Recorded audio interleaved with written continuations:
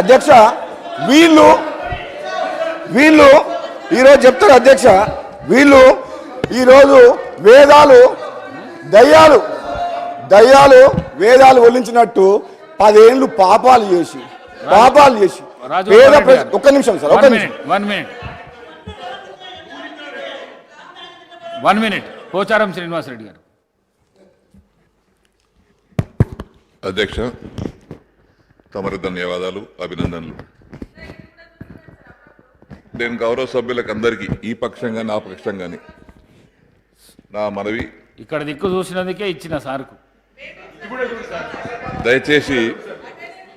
దయచేసి సభా ఉండతనాన్ని మనం అందరం కాపాడుకోవాలి.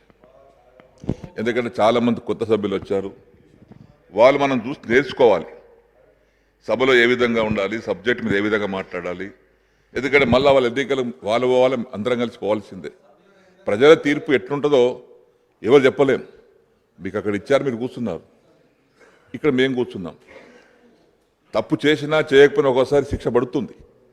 కానీ ప్రతిసారి మీ వాళ్ళట్లా మీ వాళ్ళ ఇట్లా ఇది ఉందాతనం సభలో ఒకరినొకరు తిట్టుకోవడం మంచి పద్ధతి కాదు. ఇది అవసరం అంటే బయట తిట్టుకోండి, సభా సమయాన్ని వృధా చేయకండి, సబ్జెక్ట్ మీద మాట్లాడండి.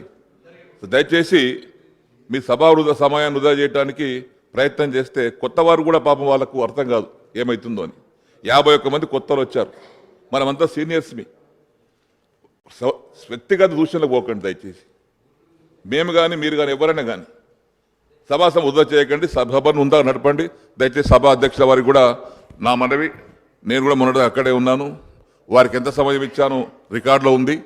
5గురు ఉంటే కూడా మేము అధికార పక్షం మాట్లాడేదానికంటే సమయం వారికి ఎక్కువ ఇవ్వడం జరిగింది అధ్యక్ష. ఇప్పుడు రికార్డు తెలుస్తుంది మీకు. ఆ విధంగా వారు కూడా సభను నడిపించుకున్నాం. ఇప్పుడు కూడా మీకు సహకరిస్తాం. మేమందరం కూడా సభ సజావుగా జరగాలి, మంచి ఫలితాలు అందాలి, ప్రజలకు మంచి మెసేజ్ పోవాలి. కానీ ఈ యొక్క వ్యక్తిగత దూషణలను చేసుకోవడం మంచి పద్ధతి కాదని మరొకసారి వారికి విజ్ఞప్తి చేస్తూ తమరి ధన్యవాదాలు చెప్తున్నాను. రాజగోపాల్ రెడ్డి గారు.